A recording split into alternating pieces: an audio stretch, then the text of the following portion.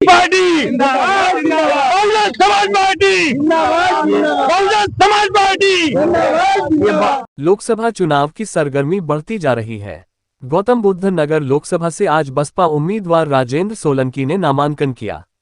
उनका मुकाबला समाजवादी पार्टी उम्मीदवार डॉक्टर महेंद्र नागर और भारतीय जनता पार्टी के उम्मीदवार डॉक्टर महेश शर्मा से होना है। राजेंद्र सोलंकी ने कहा कि बहुजन समाज पार्टी और मायावती की टक्कर कोई नहीं ले सकता। मायावती ने नोएडा और ग्रेटर नोएडा शहर को विकसित किया है। उनकी वजह से आज गौतम बुद्ध नगर ने विश्व स्तरीय पहचान बनाई है। मायावती के सामने सब फेल हैं। मायावती का मुकाबला किसी से नहीं हो सकता। अपना मुद्दा बताइए, कौन मुद्दों को लेकर आप जनता के बीच जाने वाले हैं? पहला मेरा मुद्दा है,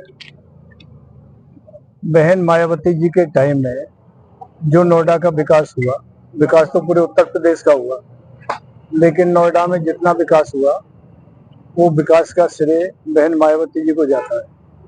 चाहे उसमें नोएडा यूनिवर्सिटी रही हो, चाहे इंटर कॉलेजेज रहे हों, चाहे और अन्य अस्पताल जो प्राइवेट बने उन्होंने सरकारी बनाए हो रहे हों, चाहे ये जमुना एक्सप्रेस रही हो, चाहे जो नोएडा में इस रोड कोई रोड रही हो, सब मायावती जी के टाइम में बनी। उसके बाद किसी सरकार ने, चाहे भारत सरकार हो चाहे राज्य सरकार हो, उनके बाद में उतना कार्य नहीं किया जो होना चाहिए, उनके कार्यों को पूरा नहीं किया। जैसे मेट्रो की सेकंड लाइन बननी थी, आज 10 साल से पेंडिंग है, अभी तक नहीं बनी। जो बच्चे संविदा पे लगे थे कॉन्ट्रैक्ट बेसिस पर, बहन जी ने जो कर दिया आज तक फिर वो कॉन्ट्रैक्ट बेसिस वाले बच्चे परमानेंट नहीं जुड़े। जो डेवलपमेंट है, क्या चीज, हवाई अड्डे के, हाँ, और जो आज जेवर का क्रेडिट ले रहे हैं, जो आज जेवर का क्रेडिट ले रहे हैं, वो बहन मायावती जी ने अपने टाइम में डिक्लेयर किया था। इम्प्लीमेंट अब हो रहा है क्योंकि उनको टाइम नहीं मिला, बाद में समाजवादी की सरकार आ गई। इसके अलावा जो मेरा मुद्दा है मुख्य, वो है करप्शन के खिलाफ। करप्शन के खिलाफ इसलिए है कि आदमी ने अपने लिए काम किया, समाज के लिए नहीं किया। सबसे जरूरी चीज है स्वास्थ्य। यदि आप स्वस्थ हैं, स्वास्थ्य ही सबसे बड़ी चीज है। पहला सुख निरोगी काया, दूसरा सुख रामदेव आया। स्वास्थ्य के लिए उन्होंने अपने अस्पताल बनाए, एक की जगह 20 अस्पताल हो गए। लेकिन वो एमपी भी रहे, मिनिस्टर भी रहे, उन्हें एक एम्स लाना चाहिए था यहाँ। जब बनारस में योगी जी 5 एम्स ले जा सकते हैं हर एक कॉन्स्टिट्यूंसी में, तो वो यदि एक भी एम्स ले आते तो हो सकता है उनके बिजनेस पर असर पड़ता, लेकिन उससे गरीब आदमी को सहूलियत मिलती, फ्री इलाज मिलता, फ्री दवाएं मिलती। इसके अलावा जो किसानों का आंदोलन हुआ,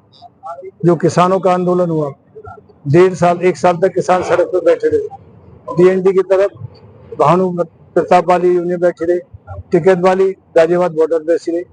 एमपी का फर्ज होता है, ये कहता कि मैं आपकी बात मिनिस्टर तक और प्रधानमंत्री तक पहुंचाऊंगा, 5 आदमी मेरे साथ चलिए, आपकी मांगों को मनवाऊंगा।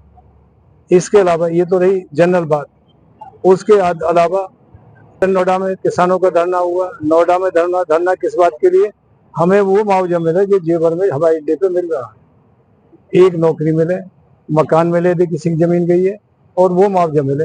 इसमें कोई गलत बात तो नहीं। किसानों, वो किसान धरने पे बैठे रहे, कभी एमपी साहब मिलने नहीं गए।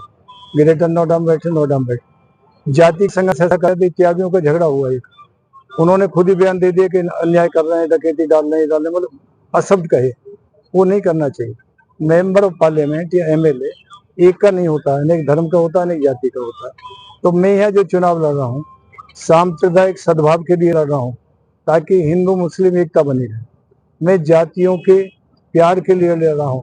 यहाँ 17 सैकड़ों जातियां हैं, वो एक साथ मिलकर के रहें। डेवलपमेंट सब जातियों का हो, विकास हर गांव का हो, सद्भाव बना रहे। इन मुद्दों पर मैं चुनाव लड़ रहा हूँ। तो ये जो मुद्दे हैं, ये मेरे मुद्दे कोई वैसे मुद्दे नहीं है, ये धार्मिक मुद्दे हैं। और मैंने जो आज पर्चा दाखिल किया है, आज मंगल का दिन है। आप तो विद्वान हैं। भगवान राम जब अपना कंप्लीट काम कर लिया और स्वर्ग के लिए उसमें बैठ गए, सतलज के किनारे, सरस्वती उसमें नदी में, तो हनुमान भी चढ़ गए। उनसे कहा नहीं हनुमान, तुम्हें हर जन्म में रहना है। तो इस दौरान बहुजन समाज पार्टी के जिलाध्यक्ष नरेश गौतम, पूर्व मंत्री करतार सिंह नागर, एडवोकेट सूरज पाल और एडवोकेट राजकुमार सिंह गुर्जर आदि बसपा नेता मौजूद रहे। इसके अलावा बनवारी लाल और राकेश सिंह प्रस्तावक बने हैं।